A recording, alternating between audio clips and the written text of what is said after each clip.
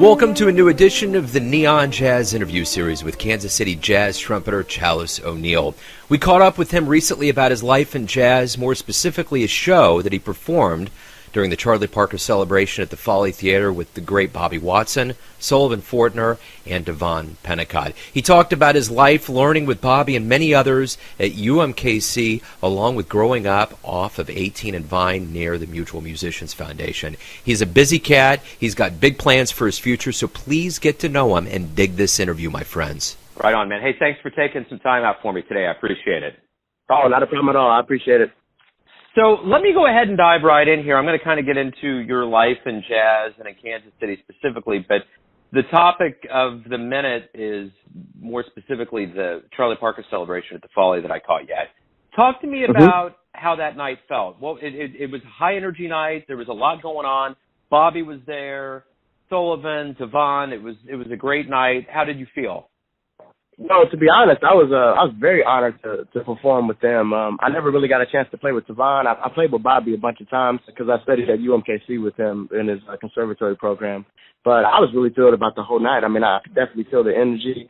I could feel everyone's presence there, and it was just a super fun night to celebrate Charlie Parker and honor what he's done for jazz, and not only Kansas City, but just the whole entire jazz scene. Like, we all kind of come from Charlie Parker's style of playing. If we wanted to be 100% real about that, yeah, we're actually seeds of Charlie Parker, and it's just great to be from Kansas City and to be featured on that celebration.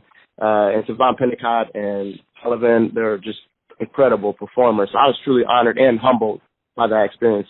So let me ask you this. What's going on with you lately? That was something that happened several weeks back. You got any recordings on the horizon? What kind of activity are you involved with? Oh, well, what I'm doing right now is just trying to get more performances around town. I'm going to be at the Phoenix September 20th with my group Vitamin C, and we're just doing some originals and some standards and just trying to get that sound out. That's mainly what I've been doing. It's just trying to perform as much as I can. Being born and raised in Kansas City, I'm really fortunate to have opportunities to play at other venues and also be surrounded by great talented musicians. So basically just trying to get my music out and get my sound out and my voice out. So I feel like that's just super important for me right now. It's just to get my sound out in Kansas City, and then who knows what the future may lead to. So let's get to the beginnings of your life. Were you born and raised here in Kansas City? Yeah, I was born and raised in Kansas City, kind of in the inner city of Kansas City. So not too far from the Mutual Musicians Foundation and also the Jazz District, like where the Blue Room is in the Jazz Museum. So I kind of grew up in the inner city, and it was a great experience for me to grow, but I really didn't quite get into music till more in my early teens. And music runs in my family, too. So my older brother, Harold O'Neal, is a piano player in New York, and he performs very well. And he's definitely been a huge influence on me, and that's what kind of got me into music in my early teens. So why the trumpet, and what were some of your musical influences growing up? Well, to be honest, I didn't want to play the trumpet at first. I was actually pretty upset when the teacher said, hey, this is all we have is just the trumpet. And it was actually a cornet, which is a smaller trumpet and is used for classical music. But I really wanted to play the guitar at one point. Then that faded away, and the saxophone, and ultimately, I hate to say stuck, but at the time I felt like I got stuck with the trumpet. And I really didn't start practicing until high school. So I got the trumpet around 11 years old, early middle school. And, yeah, around high school is when I really started to believe and realize that this is what I want to do. So what albums did you listen to in the world of jazz that really got you going, that really sunk in? Well, one of my biggest influences is Wynton Marsalis. When I really got into Wynton, I want to say around 14 or 15 years old in high school, that just took me to a whole new place. Obviously, it runs in my family. My oldest brother was really the one that paved the way. He was probably my biggest inspiration at the time. But for a trumpet player, Wynton Marsalis is definitely at the high. And I remember I was listening to one of his earlier albums. It's called The Black Codes from the Underground, and that album just hit me. I was super shocked by that album, and that basically just kind of introduced me to jazz like that. Talk to me about going to UMKC and furthering your education, studying with Bobby, that whole experience.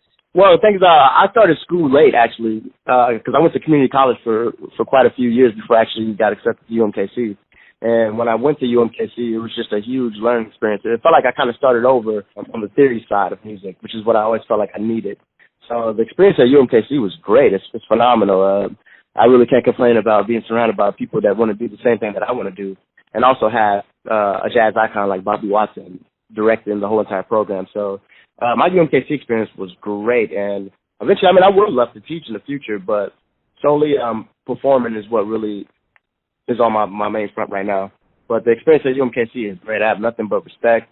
It's a first-class organization. The way they operate that school is just amazing. So I learned quite a lot of things at UMKC. What advice has Bobby given you or other instructors that's really sunk in and helped you perform while you perform live and do your thing? Well, one of the biggest things I learned from Bobby is just being able to perform with the crowd. Like, make sure that you can get them into the music that you're playing. Like, so necessarily, I did a gig with him a couple of weeks ago in Denver, and that was a great show, and I was super honored by that and humbled by that. And he would always say, you got to make sure you play to the audience. So sometimes the things that you play, the audience may not be getting into it. You got to kind of see how they're feeling and how they're listening to your style of playing. You know, sometimes you could perform for a dancing audience. Sometimes you could perform for a listening audience. And I learned that from Bobby actually recently too, in the past too. There's other great teachers like Dan Thomas and Stan Kessler, guys like that really helped me out, and I appreciate them. I have nothing but love and respect for them. What do you like best about Kansas City being a part of this scene? What is it that's so alluring? Well, one thing I love about Kansas City not only is that it's a great arts town and the barbecue is phenomenal. Not only just that, I just feel like it's not too big, it's not too small. It's you can kind of build your own character and find your own lane. Just because there's a lot of opportunities, but it's not super competitive. I mean, any city you go to, I think musically is going to be competitive. But one thing about Kansas City, it seems like everyone can find their own kind of lane and get their voice out. So, yeah, I would say it's just not too big, not too small. It's just a nice setting, you know, because like Chicago, New York, and all those towns are huge markets. And Kansas City is kind of like a little brother or sister to that. So it's pretty cool. The size is what I like about it. You know, being involved with jazz, it's kind of like a specialized realm of music. I want to ask you this. Why do you love jazz?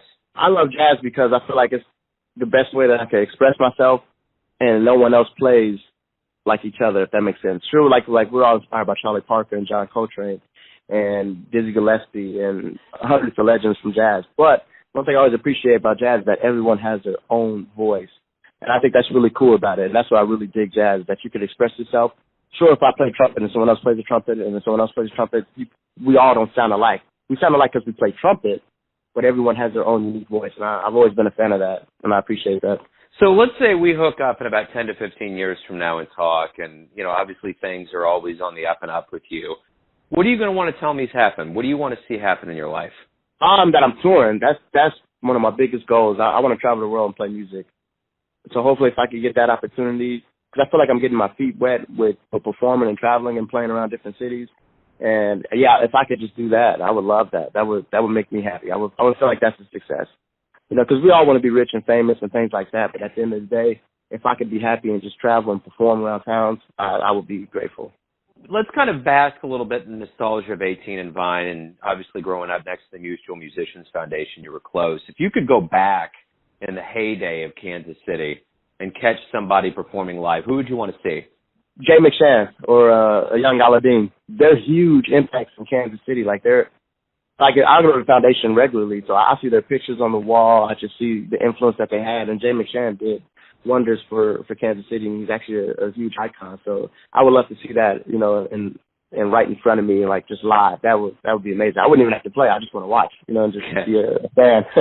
Right on. Let me ask you this. Everyone has a version of who you are, your family, your friends, those that you perform live for. But when you face the world, what is your perception of who you are? Who do you think you are? Wow, that's a tough question. I want to say that I'm genuinely me. Like, I want to be me. I want people to see me as being me. I don't want to be a cliche guy. I don't want to be like someone else, you know, and even if it requires me to dress different, dress more urban. I just want people to perceive me and look at me and say, hey, that's Chalis. That's the way he is. That's how he's not trying to be no one else. He's just being himself. And I think we all feel like that on the inside. But, yeah, I just want people to look at me and say, hey, you know, that's Chalis. You know, like, I want my presence to be felt. Like, if I walk in the room, if someone looks at me, like, I just want that. Right on. So if anybody wants to get your music, where can they get it now or in the future? What's your plan? Well, I'm working on getting the album out for Vitamin C, because my band just kind of got together about in the early year. And we're working on getting some originals and just the album out, and I'll have a release party for that coming up soon. Definitely with the start of the new year is the plan of that. So by 2018, I at least want to have my album out and just get my name out. So, but you could always hear me at jam sessions or around town. I like to go around town and perform, and I'll be at the Phoenix September 20th with my group Vitamin C. Perfect. Chalis, thank you for taking some time out. I really appreciate it. Hey, Joe, I appreciate it. Thank you. Thanks for listening and tuning in to yet another Neon Jazz interview, where we give you a bit of insight into the finest players in New York, Kansas City, and spots all over the world, giving fans all that jazz. And thanks to Chalis for his time, his stories, and his music. If you want to hear more interviews, go to Famous Interviews with Joe Domino on the iTunes Store. Visit neonjazz at youtube.com. And for everything Neon Jazz, go to the neonjazz.blogspot.com. Until next time, enjoy the jazz, my friends.